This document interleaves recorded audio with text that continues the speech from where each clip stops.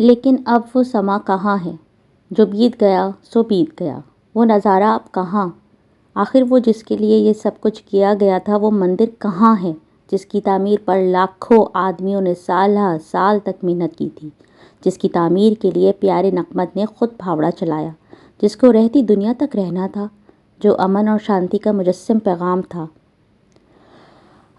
صدیاں گزر گئیں اور میں یوں ہی اس کی تلاش میں آوارہ پھر رہا ہوں، کبھی یہاں جاتا ہوں کبھی وہاں، لوگوں سے پوچھتا ہوں، بڑے بوڑھوں سے پوچھتا ہوں، بچوں سے پوچھتا ہوں، شاید وہی اس کم بینا بڈھے کو بصیرت دے دیں۔ بستیاں چھان ماری ہیں، اس زمین کا چپا چپا چھان مارا ہے، لیکن اس کا کوئی سراغ نہیں ملتا۔ کہاں چھپ گیا وہ مندر؟ کیا زمین تو اسے ہڑپ نہیں گئی؟ کہیں آسمانی خدا تو اسے اپنے ساتھ اٹھا کر نہیں آسمانوں میں لے گئے؟ اور اے دجلہ، اے صفاق دجلہ، کہیں تو ہی تو اسے بہا کر نہیں لے گیا، کیونکہ ہم نے تیری ابدیت کو للکارا تھا۔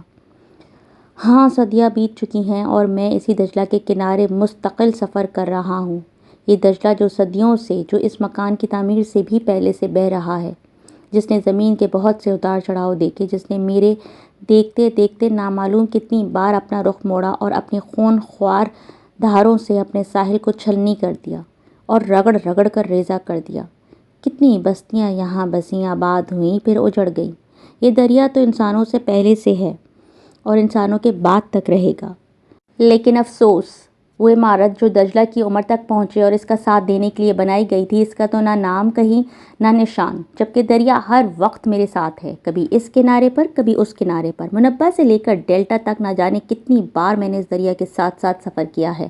جب ایک کنارہ ختم ہو جاتا ہے اور سمندر آ جاتا ہے تو لوگوں کی منت سماجت کرتا ہوں، کشتی کے ذریعے دریا کو پار کرتا ہوں اور دوسرے کنارے پر یہی صحرا نوردی شروع کر دیتا ہوں۔ اب تو مجھ میں چلنے کی ہمت بھی نہیں رہی، میرے قدم ڈگمگاتے ہیں اور جدھر اٹھ جاتے ہیں ادھر ہی چل دیتا ہوں۔ لوگ میرا مذاق اڑاتے ہیں، مجھے پاگل کہتے ہیں، بچے مجھ پر پتھر مارتے ہیں، کتے مجھے پھاڑ کھانے کو آتے ہیں۔ کاش کے وقت پیچھے ہو سکتا اور میں اڑ کر پھر وہاں پہنچ سکتا، لیکن اب تو آرزو ہی باقی ہے۔ آنسو بھی نہ رہے، وہ بھی کبھی کے خشک ہو چکے ہیں اور اپنے ساتھ میری بینائی بھی لے جا چکے ہیں، اور میں بھٹکتا پھر رہا ہوں۔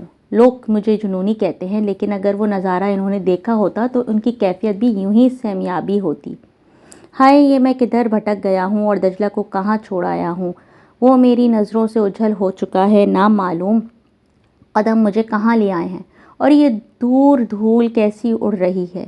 نہیں، میرا وہم نہیں ہے، میری ضعیف آنکھیں نامعلوم کے کئی بار ایسے دھوکے دے چکی ہیں، لیکن شاید یہ دھوکہ نہیں ہے۔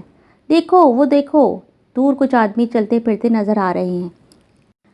کیا یہ سب کچھ ایک محض سراب ہے؟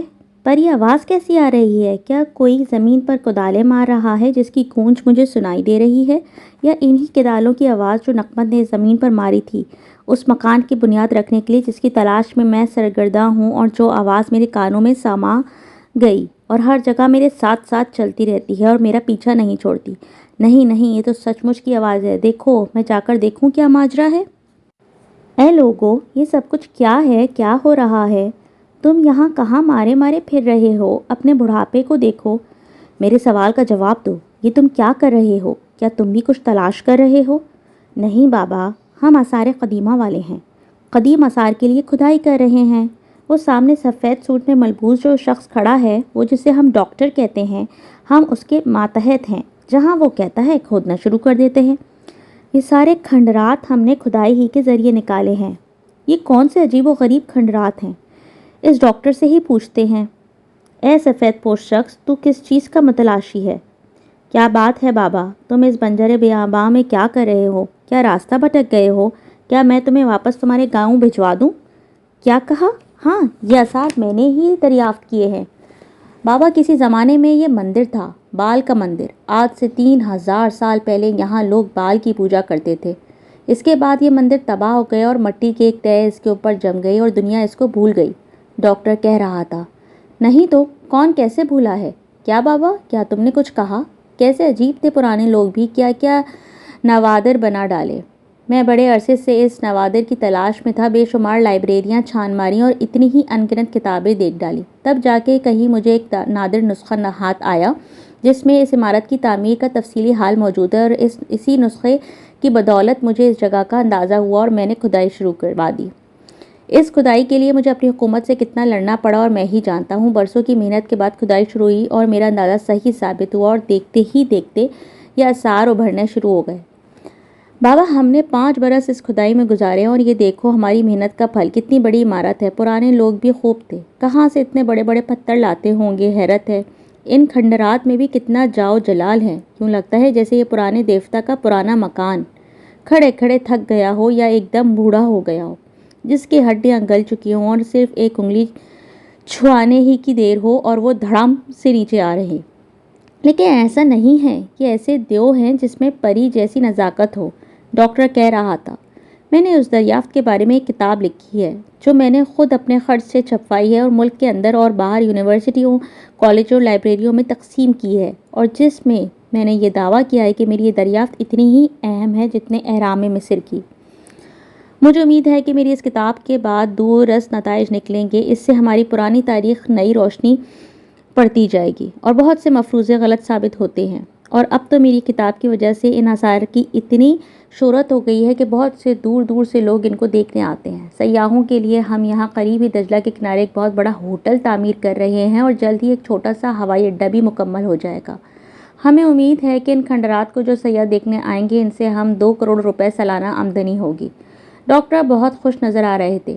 بابا، یہ دیکھو، یہ ارد گرد اس عمارت کے چاروں طرف پورا شہر آباد تھا، کیسے سلیقے سے ان لوگوں نے اپنے بازار، محلے، مکان بنائے۔ ہمارے آباء و اجداد کتنے ترقی یافتہ تھے، نہ معلوم اتنا بڑا شہر اور عظیم الشان عمارت کیسے تباہ ہو گئی۔ شاید یہ کسی طوفان کی نظر ہو گئی اور ریت کے تودوں تلے دب گئی ہو، لیکن عین ممکن ہے کہ یہ انسانوں ہی کے ہاتھوں تباہ ہوئی ہو۔ انسان اپنی تخلیق کا خود ہی سب سے بڑا دشمن ہے۔ ہاں، مجھے یاد ہے، میں نے یہ کہیں پڑھا تھا کہ سردار نقمت کو اپنی آخری عمر میں ایک بڑی لڑائی لڑنی پڑی تھی اور اس کی ریاست کا بڑا حصہ تباہ ہو گیا تھا۔ نہ معلوم یہ لڑائی اس نے کس سے لڑی تھی، کون اس کا دشمن تھا۔ ممکن ہے کہ بال، جو کہ امن کا دیوتا تھا، وہ اس جنگ سے ناراض ہو گیا ہو اور اس نے اپنی ناپسندیدگی کا اظہار اپنے مندر کو بجلی، ہوا اور پانی کے ذریعے تباہ کر کے کیا ہو۔ لیکن اسے کیا پڑی تھی کہ خود اپنے مکان کو تباہ کرتا؟ کون جانے، یہ پرانے دیوتا، یہ قصے کہانیاں ہی تو ہیں۔ ڈاکٹر کہہ رہا تھا، ان کو قصے کہانیاں کہتا ہے نادان، میں نے تو بال کو خود اپنی آنکھوں سے دیکھا ہے۔ کیا کہا بابا؟ تم نے کچھ کہا؟ آؤ تمہیں ایک اور چیز دکھاؤں، وہ سامنے جو ٹیلا ہے میری انگلی کی سیدھ میں دیکھو، وہ دور الگ کھڑا ہے، نظر آیا؟ ہاں، اس ٹیلے کے نیچے دبے ہوئے ایک اور بڑی عمارت کے کھنڈرات ملے ہیں۔ آج کل ہم وہاں کھدائی کر رہے ہیں، اور میرا تو خیال ہے کہ وہ بھی بال ہی کا مندر ہے جسے نقمت کے بیٹے یا پوتے نے تعمیر کروایا تھا۔ ابھی مزید تحقیقات کی ضرورت ہے، اور اگر یہ صحیح ثابت ہو گیا تو یہ بہت اہم دریافت ہوگی۔ کہاں چل دیے بابا؟ تم کہاں چل دیے؟ راستہ بھٹک گئے ہو کیا؟ آؤ، میں تمہیں منزل تک چھوڑ آؤں گا۔ پتہ نہیں، معلوم ہوتا ہے کہ بڈھا سٹیا گیا ہے۔ یہ تو وہ مکان نہیں ہے جس کا میں متلاشی ہوں۔ یہ ہرگز وہ نہیں ہے جسے بال نے خود اپنے ہاتھوں سے بنایا تھا۔ وہ فانی تھوڑی ہی ہو سکتا ہے، اسے کون تباہ کرے گا؟ یہ وہ نہیں ہے، پر وہ کہاں ہے جسے رہتی دنیا تک قائم رہنا تھا؟ وہ کہاں ہے؟ وہ کہاں ہے؟ میں تمہیں منزل تک چھوڑ آؤں گا۔ ہاں ہاں ہاں، نادان کہیں کے، تمہیں کیا معلوم میری منزل کہاں ہے؟ تم تو سنگ میل کو منزل سمجھ بیٹھے ہو۔ لو، وہ رہا دجلہ۔ اے دجلہ، گھوا رہی ہو، میں تیرے کناروں کو نہ چھوڑوں گا جب تک اسے نہ پالوں گا جس کے لیے میں صدیوں سے سرگرداں ہوں، اور جس کا خواب میں نے صدیوں پہلے دیکھا تھا۔